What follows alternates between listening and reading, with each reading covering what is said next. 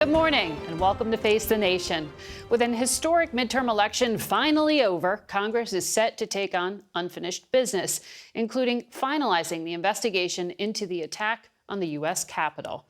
But we want to begin with the latest on Russia. Joining me now is the chair of the House Intelligence Committee. That's Congressman Adam Schiff, who also serves on that select committee investigating the January 6th attack. It's good to have you here in person. Thank you. Great to be with you. Chairman Schiff, Vladimir Putin said on Friday that it was the FSB, Russian intelligence, and the CIA that had contact to negotiate this prisoner swap of Brittany Griner for Victor Bout, the arms dealer.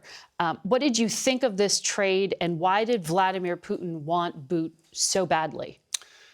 Well, I'm thrilled that Brittany Griner is home. I think whenever an American hostage is released, it's cause for celebration.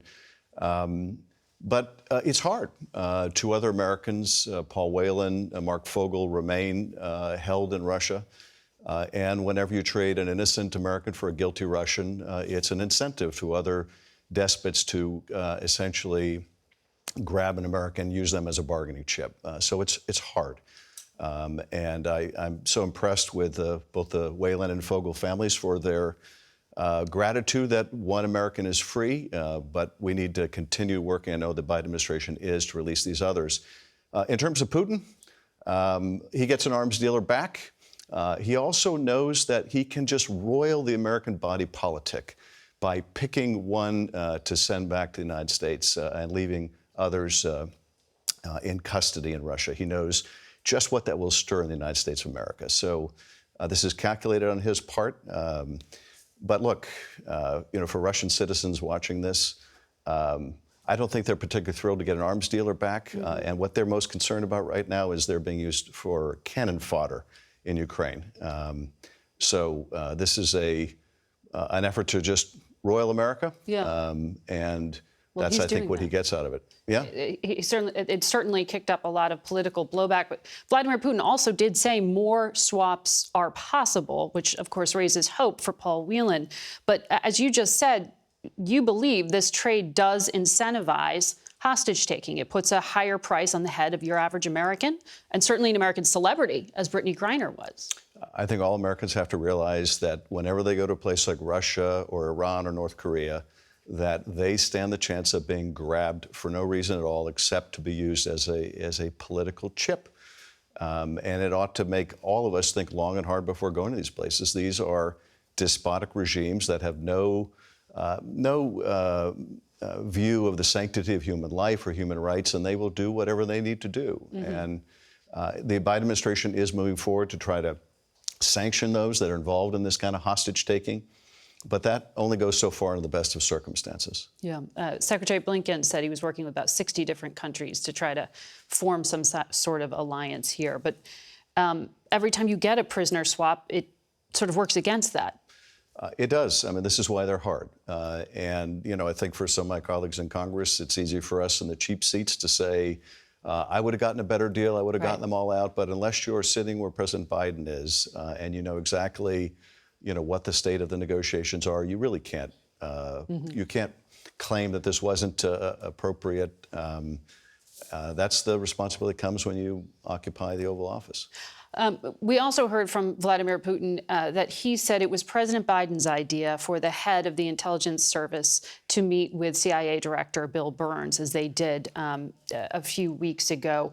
Do you think that contact should continue at that level? And what is it that you think the intelligence community needs to be most focused on? As we heard Putin again twice in the past week, a saber rattle when it comes to the nuclear program. I think there are circumstances in which it is valuable to have our head of intel meet with their head of intel, even when the Russians are at war in Ukraine and we are strongly backing Ukraine. There's a long history of this, of these kind of private communications to keep the lines open, to make sure that we don't get into a direct shooting war with Russia, that we don't get into some kind of a nuclear confrontation. We are lucky to have Bill Burns, who is a career diplomat, who happens to be the head of the CIA now, engage in those kind of discussions. So I do think they can be very valuable. Do you think the risk of direct conflict is growing?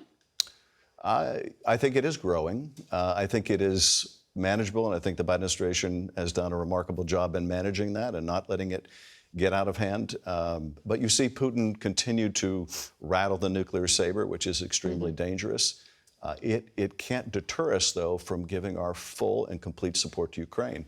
They are fighting valiantly, and democracy itself, I think, is the cost of this struggle. I want to ask you about democracy here at home. As we mentioned, you were on that January 6th committee, and I understand you have a meeting today.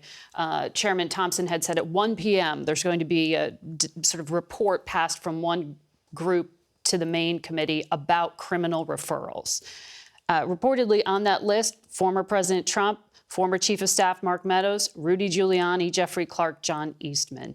Is there a consensus on whether to send a referral for criminal prosecution to the Justice Department? And would doing that be anything more than symbolic? I think we are in common agreement about what our approach should be. I'm not ready or authorized at this point to tell you what that is. We are, as a subcommittee, several of us that were charged with making the recommendation about referrals, going to be making that recommendation to the full committee today. We will be releasing our report, I think, around the 21st. That will include whatever decision we've made on referrals. What I can tell you about the process is we're looking at what is the quantum of evidence that we have against individuals. What is the impact of making a referral? Are we going to create some suggestion by referring some that others there wasn't sufficient evidence, when we don't know, for example, what evidence is in the possession of the Justice Department? So if we do make referrals, we want to be very careful about how we do them. But I think we're all certainly in agreement that there is evidence of criminality here.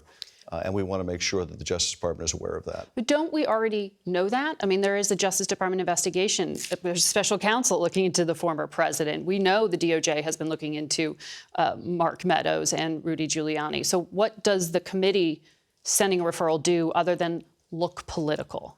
Well, look, we have been far out ahead in most respects of the Justice Department in conducting our investigation.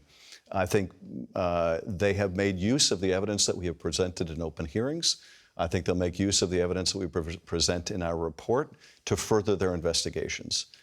And I think it makes an important statement, not a political one, but a statement about the evidence of an attack on the institutions of our democracy and the peaceful transfer of power, that Congress, examining an attack on itself, is willing to report criminality. So I think it's an important decision in its own right if we go forward with it, and one that the department ought to give due consideration to. All right. Chairman Schiff, thank you for your time today. Thank you.